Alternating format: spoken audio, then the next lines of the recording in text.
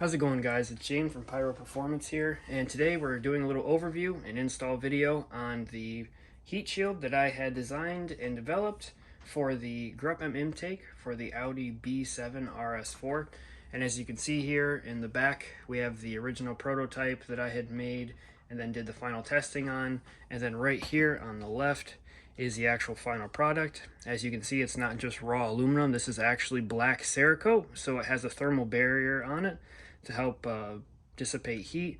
There's also gold tape on it to reflect more heat. It's really up to the buyer as to whether they want this tape on it or not, as the Cerakote does its job well.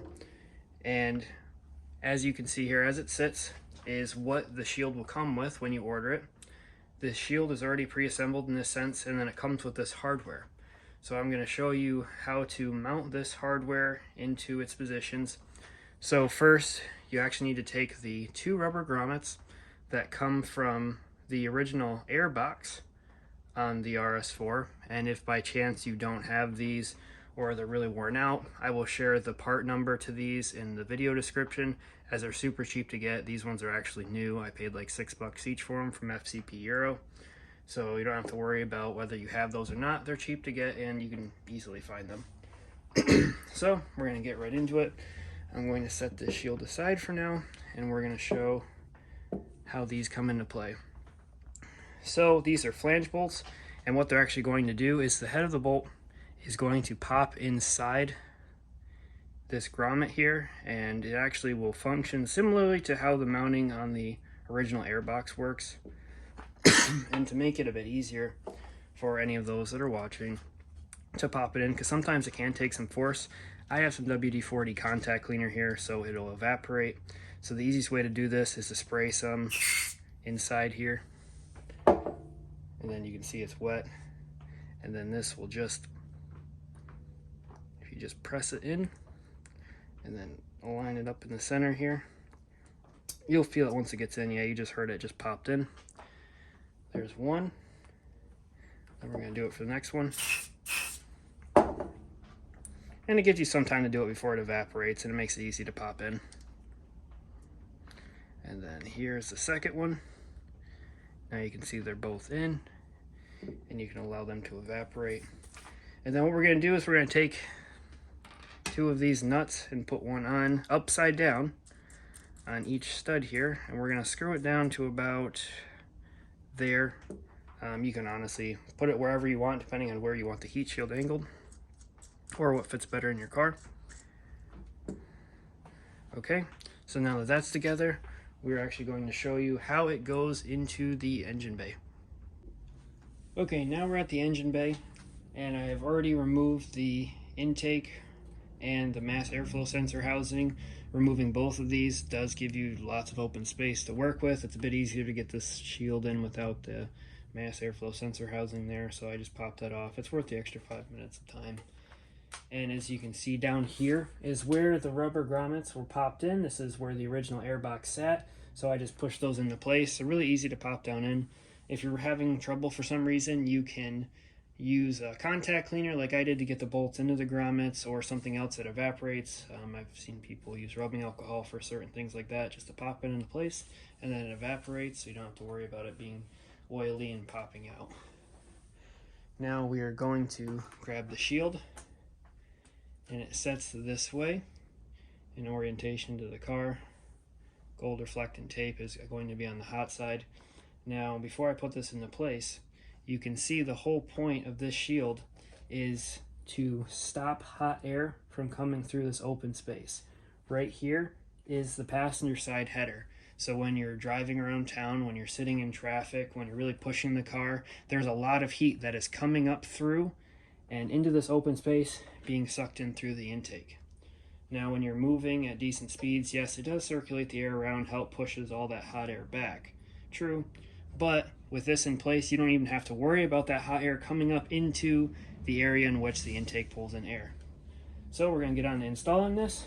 So we're going to do it with the L brackets, obviously facing towards the passenger side. We're going to put them up and under this coolant line here. Please be careful when installing this and messing with this line, because this piece right here is known for breaking. This will snap off, So when installing, again, be careful. We're going to put it in this way. Then we're going to tilt the front down. And the front, you'll see there's a cutout down here, and it'll go around this radiator hose. Do that, and then set the back down into place.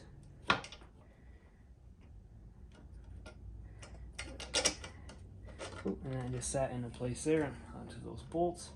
Now we're going to pick this up carefully and move it over. And then we're going to take this shield and push it towards the passenger side a little bit. So that's how it sits now. One thing you can do, again, carefully do it, is loosen this clamp right here and slightly twist the line so it's not trying to push into the shield as hard. That way when you do that, which I have to do here, you can take this piece and actually press it down so it sits in between the electrical conduit for the coils and the heat shield and stops it from pushing towards the engine side. And as you can see, even without the nuts in place, it's pretty sturdy in there. Now we're going to take the two flange nuts that are below these L brackets and bump them up to the bottom of the brackets, make sure they're in place. This one is good. This one is good. Then we're going to take the third and fourth nut, screw them on by hand just for now. Once you get everything into place and you're happy with where it's sitting, you're going to want to take a 10mm ratchet, wrench rather, that way you can get underneath here as well, and tighten these up so they're snug. These are flange nuts that will bite into the steel because of the grooving that's on the bottom of the nuts. So you don't have to worry about really cranking down on them hard. You just want them snug so they don't loosen up when you're driving the vehicle. So as you can see now, other than tightening that up, this is sitting into place. It is quite sturdy. It'll get even sturdier once you tighten everything down and have it into place. You're going to want to check everything to make sure these grommets are pushed in and popped in all the way. Sometimes they look like they're in, but they're not fully in. These ones are. It's sitting where it's supposed to be. As you can see now, all of this area is now blocked. The ceramic coated shield is, while also providing a thermal barrier, it's also reflecting heat with the tape on the other side, so it'll dissipate as much heat around here as possible, and you don't have to worry about anything coming up through and being pulled into the intake. Now, in this case, you might be wondering, well, this car is supercharged. Is there anything different about this car that will affect how the shield fits in my naturally aspirated RS4? The answer is no. Yes, the boot is different. There's a couple lines that are routed differently here, but it does not affect down there where it sits. So you might run into a little discrepancies with like this foil-like shielding here. You might have to move it out of the way, or even in this case, you can take this and bend it around if you prefer to do so, and then that'll also hold it in place even more. I just leave it back as is because I know that this thing isn't going anywhere and it's very sturdy as is.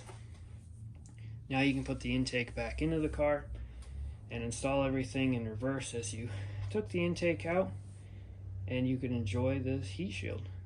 So again, thank you for watching this video, and thank you for purchasing a Pyro Performance Gruppe M RS4 intake heat shield.